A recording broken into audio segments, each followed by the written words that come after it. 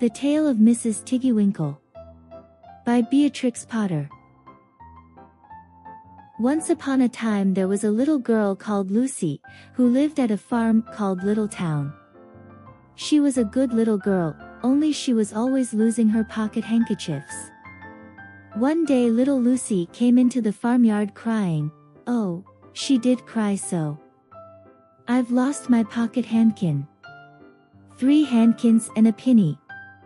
Have you seen them, Tabby Kitten? The kitten went on washing her white paws, so Lucy asked a speckled hen. Sally Henny Penny, have you found 3 pocket handkins? But the speckled hen ran into a barn, clucking. I go barefoot, barefoot, barefoot. And then Lucy asked Cock Robin sitting on a twig. Cock Robin looked sideways at Lucy with his bright black eye, and he flew over a stile and away. Lucy climbed upon the stile and looked up at the hill behind Little Town, a hill that goes up, up, into the clouds as though it had no top. And a great way up the hillside she thought she saw some white things spread upon the grass. Lucy scrambled up the hill as fast as her stout legs would carry her. She ran along a steep pathway, up and up, until Little Town was right away down below. She could have dropped a pebble down the chimney. Presently she came to a spring, bubbling out from the hillside. Someone had stood a tin can upon a stone to catch the water, but the water was already running over, for the can was no bigger than an egg cup. And where the sand upon the path was wet, there were footmarks of a very small person. Lucy ran on, and on. The path ended under a big rock. The grass was short and green, and there were clothes, props cut from bracken stems, with lines of plaited rushes, and a heap of tiny clothes pins, but no pocket handkerchiefs. But there was something else, a door. Straight into the hill, and inside it someone was singing. Lily white and clean, oh. With little frills between, oh. Smooth and hot, red rusty spot. Never here be seen, oh. Lucy knocked, once, twice, and interrupted the song. A little frightened voice called out, Who's that? Lucy opened the door, and what do you think there was inside the hill? A nice clean kitchen with a flagged floor and wooden beams, just like any other farm kitchen. Only the ceiling was so low that Lucy's head nearly touched it, and the pots and pans were small, and so was everything there. There was a nice hot singy smell, and at the table, with an iron in her hand, stood a very stout short person staring anxiously at Lucy. Her print gown was tucked up, and she was wearing a large apron over her striped petticoat. Her little black nose went sniffle, sniffle, snuffle, and her eyes went twinkle, twinkle, and underneath her cap, where Lucy had yellow curls, that little person had prickles. Who are you? Said Lucy. Have you seen my pocket handkins? The little person made a bob curtsy. Oh, yes, if you please, my name is Mrs. Tiggy-Winkle. Oh, yes, if you please, I'm an excellent clear starcher. And she took something out of a clothes basket, and spread it on the ironing blanket. What's that thing? Said Lucy. That's not my pocket handkin.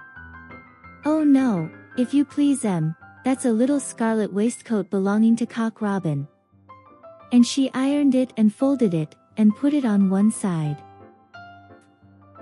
Then she took something else off a clothes horse. That isn't my pinny, said Lucy. Oh no, if you please, that's a damask tablecloth belonging to Jenny Wren. Look how it's stained with currant wine. It's very bad to wash, said Mrs. Tiggy-Winkle. Mrs. Tiggy-Winkle's nose went sniffle, sniffle, snuffle, and her eyes went twinkle, twinkle, and she fetched another hot iron from the fire. There's one of my pocket handkins, cried Lucy, and there's my pinny. Mrs. Tiggy-Winkle ironed it, and goffered it, and shook out the frills. Oh, that is lovely, said Lucy. And what are those long yellow things with fingers like gloves? Oh, that's a pair of stockings belonging to Sally Henny Penny. Look how she's worn the heels out with scratching in the yard. She'll very soon go barefoot, said Mrs. Tiggy-Winkle. Why, there's another handkersniff, but it isn't mine, it's red. Oh no, if you please that one belongs to old Mrs. Rabbit, and it did so smell of onions. I've had to wash it separately, I can't get out the smell. There's another one of mine, said Lucy. What are those funny little white things? That's a pair of mittens belonging to Tabby Kitten. I only have to iron them, she washes them herself. There's my last pocket handkin, said Lucy. And what are you dipping into the basin of starch? They're little dicky shirt fronts belonging to Tom Titmouse, most terrible particular, said Mrs. Tiggy-Winkle. Now I've finished my ironing, I'm going to air some clothes.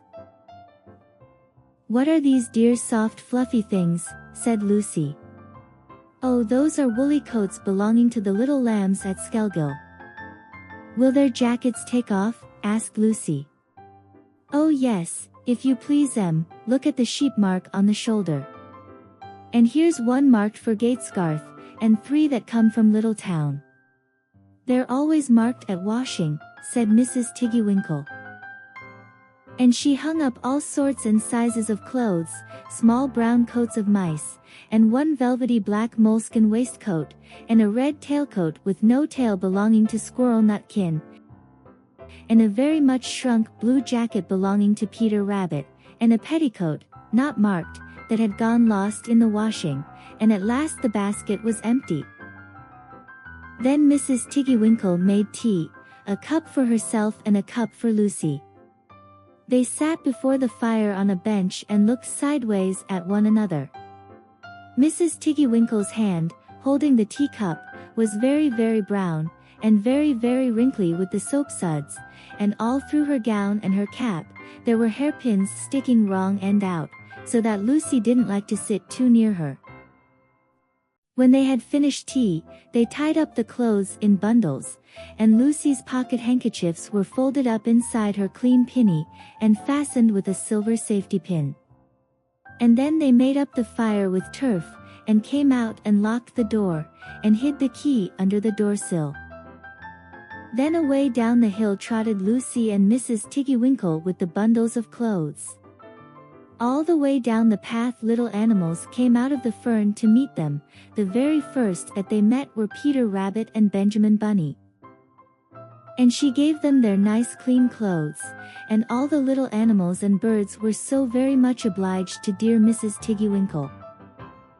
So that at the bottom of the hill when they came to the stile, there was nothing left to carry except Lucy's one little bundle.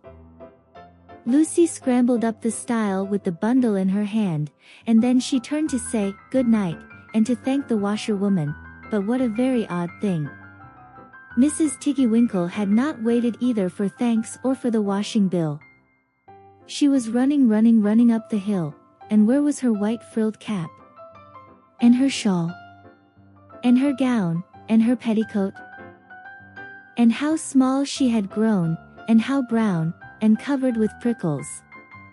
Why, Mrs. Tiggy-Winkle was nothing but a hedgehog. Now some people say that little Lucy had been asleep upon the stile, but then how could she have found 3 clean pocket handkins and a pinny, pinned with a silver safety pin? And besides, I have seen that door into the back of the hill called Cat Bells, and besides I am very well acquainted with dear Mrs. Tiggy-Winkle. The end.